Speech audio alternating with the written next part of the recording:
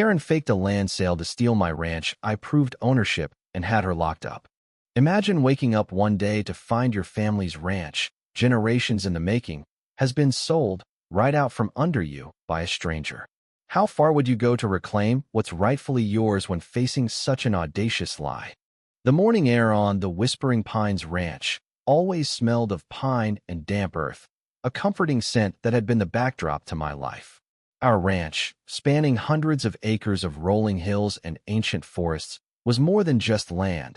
It was a legacy, a living history passed down through my family for 5 generations. We, the Riley family, were cattle ranchers, deeply rooted in the traditions of the land. My great-grandmother, a tenacious pioneer, had carved this life out of the wilderness, and I, Jesse Riley, was determined to honor her spirit. Our property lines, clearly marked by old stone walls and weathered fences, were respected boundaries. Then came Karen, not with a friendly greeting, but with a shock that rattled the very foundation of my existence. I was mending a fence, enjoying the peace, when a gleaming black SUV pulled up, kicking up dust. Out stepped a woman in a severe business suit, flanked by 2 burly men. This was Brenda Albright, a notorious real estate developer from out of state, infamous for her aggressive tactics and legal loopholes.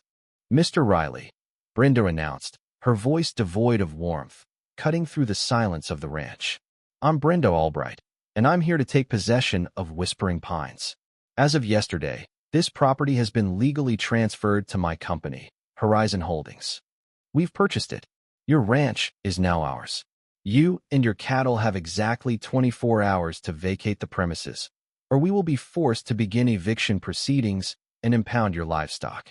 She held up a thick sheaf of documents, a smirk playing on her lips.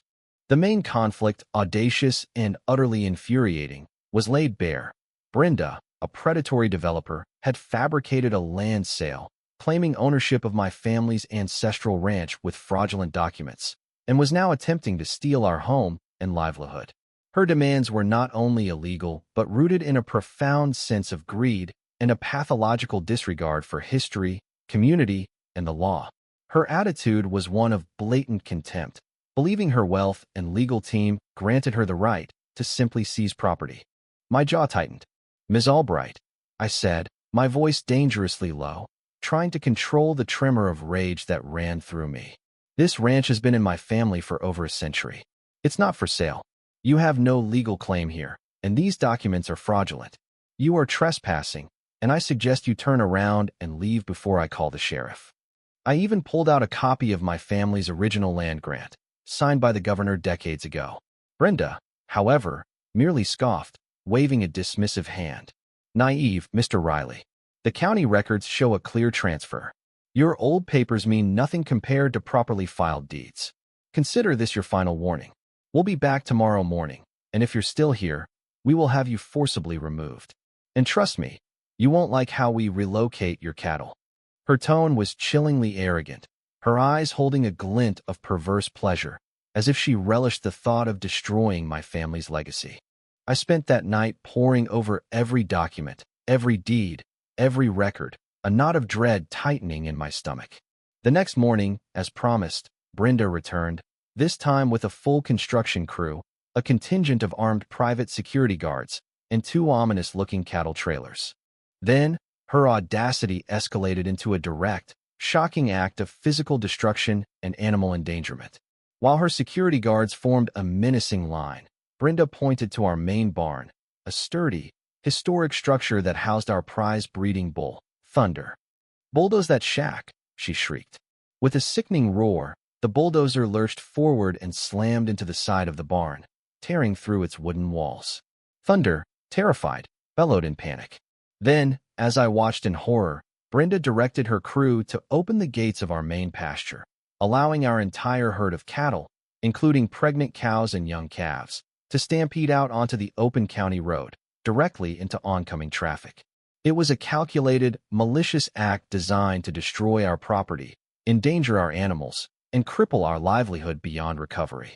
Right after Brenda's act of destruction and animal endangerment, a crucial twist unfolded from an unexpected source. As the cattle scattered, my elderly neighbor, Old Man Hemlock, a recluse who lived in a cabin deep in the woods, emerged from the tree-line, holding a battered camcorder. He was known for his strange habits, including his obsession with documenting every unusual event. "Jesse, Jesse, I got her," he croaked, his eyes wide. "The whole thing. I've been filming her coming here for weeks, acting suspicious, and I had a feeling she'd try something. She never saw my hidden camera in the old oak tree, just outside the county road sign." His footage, shockingly clear, showed Brenda directing the bulldozer, her triumphant sneer, the barn being destroyed, and her explicitly ordering the gates opened to release the cattle onto the busy road. Crucially, it also showed Brenda, a week prior, bribing a low-level county clerk with a briefcase full of cash to tamper with the land records. The larger consequence of Brenda's actions became terrifyingly clear. The cattle stampede she engineered wasn't just a threat to my herd. It directly endangered the lives of motorists on a major interstate feeder road that served as a crucial transport route for a nearby military base, frequently used by convoys. Her deliberate act of animal cruelty and property destruction, combined with the clear obstruction of public roadways, wasn't just a petty act of vengeance. It directly jeopardized public safety, potentially causing mass casualties and disrupting critical military logistics. Her petty vendetta had escalated into a direct assault on human lives and national security, elevating her personal malice to a matter of profound civic and governmental significance. Armed with Old Man Hemlock's irrefutable video footage, including the bribery, the furious commanding officer from the military base, and my own burning desire for justice, I was done being subtle. When the county sheriff's deputies, along with state troopers and animal control, finally arrived to deal with the chaos, Brenda was in full performance mode, loudly complaining about unruly animals and negligent landowners. "Officers, this man is a menace. His cows are a public danger." "Actually, Ms. Albright," I retorted, my voice cutting through her bluster, amplified by the news cameras that had just pulled up, having been tipped off by the military base. "Your public danger is about to become an arrest for felony vandalism, animal cruelty, reckless endangerment, and bribery of a public official." I then projected Old Man Hemlock's camcorder footage onto a large, portable screen for the deputies, troopers, and the news crew. The raw, unedited video of Brenda's malicious acts played for all to see. Her directing the bulldozer, the barn's destruction, her explicit order to open the gates, the cattle stampede, and the damning footage of her bribing the county clerk. The officers looked aghast, and the assembled news crew gasped. Brenda's face went from smug confidence to utter, white-faced terror. "That's manipulated. That old man is a deranged stalker. This is a malicious attack on my character and Horizon Holdings' integrity," she shrieked, desperately trying to manipulate the situation, her voice shrill and breaking. She started pointing fingers, trying to blame Old Man Hemlock, me, anyone but herself. Just as her pathetic denials reached their peak, the silence was shattered by the distinct wail of additional sirens. More state trooper vehicles, but also a sleek black SUV marked FBI, Public Corruption Unit, pulled up. Out of the lead vehicle stepped a grim-faced special agent, followed by a representative from the Bureau of Land Management, BLM, Fraud Division, and the furious military base commander. The BLM representative spoke first, his voice cold and cutting. "Ms. Albright, your attempts to fraudulently acquire this land, a property with a federal land grant history, constitute a severe federal offense." The FBI special agent stepped forward.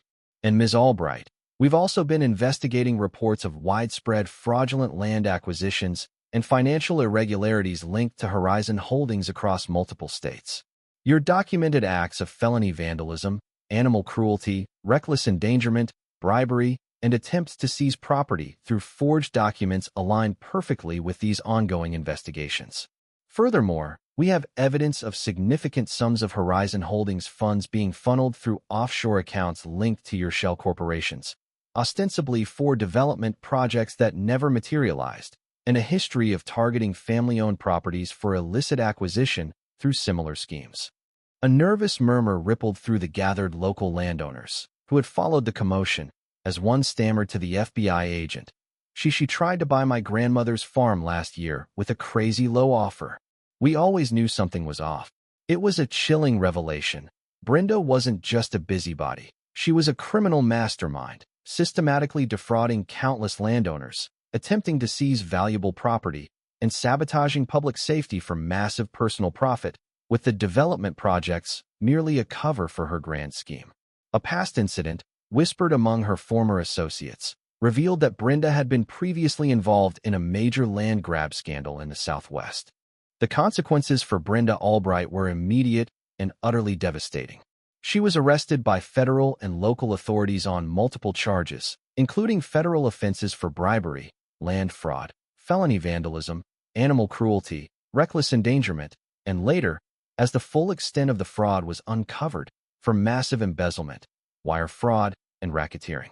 Horizon Holdings was placed under immediate federal oversight, its assets frozen, and a full forensic audit exposed hundreds of millions in stolen funds, a systematic scheme orchestrated by Brenda and her network. Her carefully cultivated image as the ruthless but legitimate real estate mogul shattered into irreparable pieces. The investors she had once manipulated now turned on her, furious at being implicated in her vast criminal enterprise. Her social circles, built on an illusion of wealth and influence, abandoned her completely, unwilling to be associated with such public disgrace.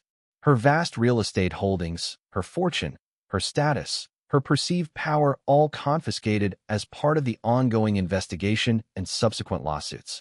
She lost everything: her freedom, her fortune, and her reputation.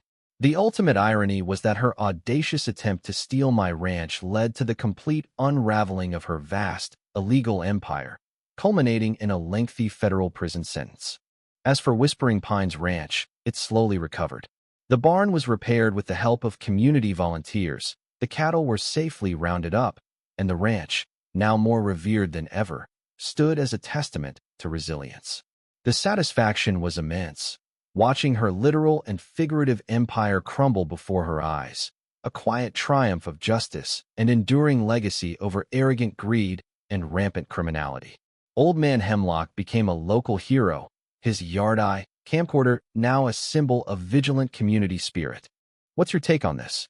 When someone so brazenly attempts to steal ancestral land, commits felony vandalism, endangers animal and human lives, and engages in widespread fraud, does their complete and utter downfall, even to federal prison, truly serve justice? Or is there a point where the consequences become too extreme?